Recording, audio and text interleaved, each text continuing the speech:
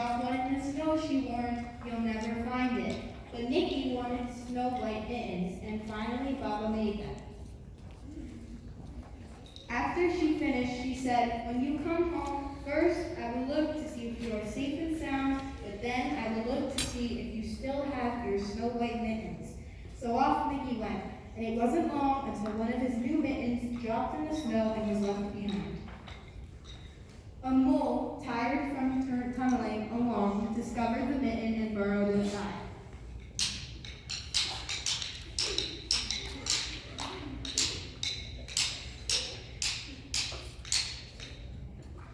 It was cozy and warm and just the right size, so he decided to stay. A snowshoe rabbit came hopping by.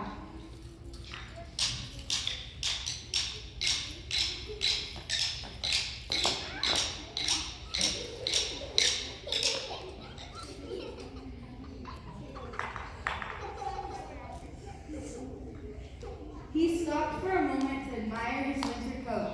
It was then that he saw the mitten, and he wiggled in, feet first. The mole didn't think that there was room for both of them, but when he saw the rabbit's big kickers, he moved over. Next, a hedgehog came snuffling along.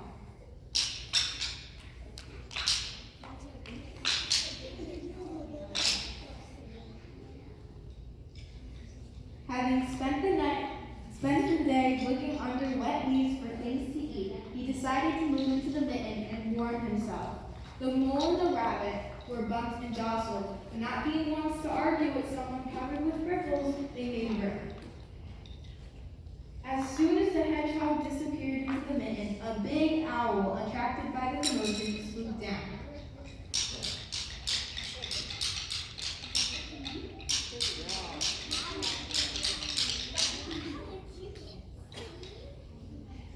When he decided to move in also, the mole, the rabbit, and the hedgehog grumbled. But when they saw the owl's glinty talons, they quickly let him in. Up through the snow appeared a badger.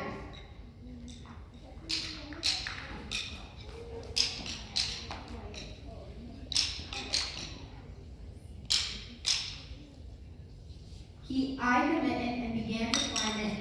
The mole, the rabbit, the hedgehog, and the owl were not very pleased.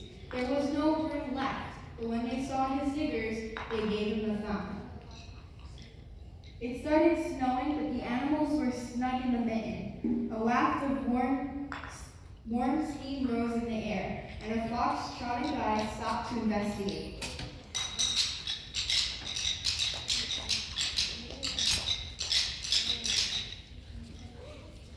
Just the sight of the cozy mitten made him feel drowsy. The fox poked his muzzle in.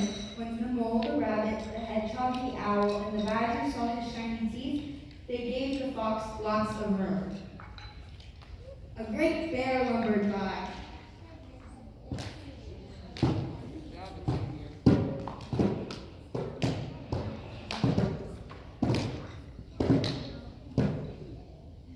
He spied the mitten all plumped up. Not being one to be left out in the cold, he began to nose his way in. The animals were packed in as tightly as could be. But what animal would argue with a bear? The mitten swelled and stretched. It was pulled and bulged many times its size, but Baba's good knitting held fast. Along came a meadow mouse, no bigger than an acorn.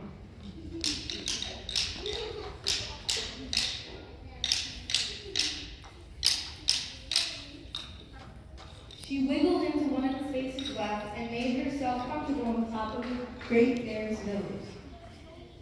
The bear, tickled by the mouse's whisker, gave an enormous sneeze.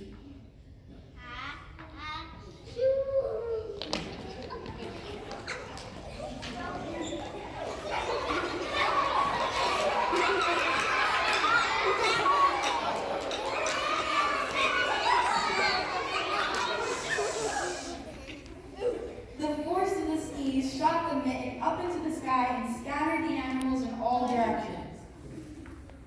On his way home, Nicky saw a white shape in the distance. It was the lost mitten silhouetted against the blue sky. As he ran to catch his snow white mitten, he saw Baba's face in the window. First, she looked to see if he was safe and sound, and then she saw that he had still had his new mittens.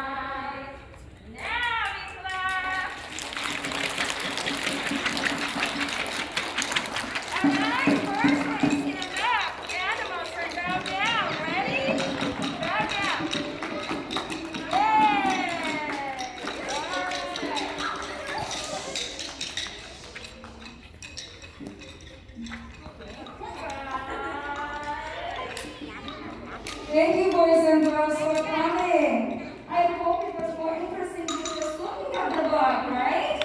So, firstly, awesome job, and thank you everyone for coming.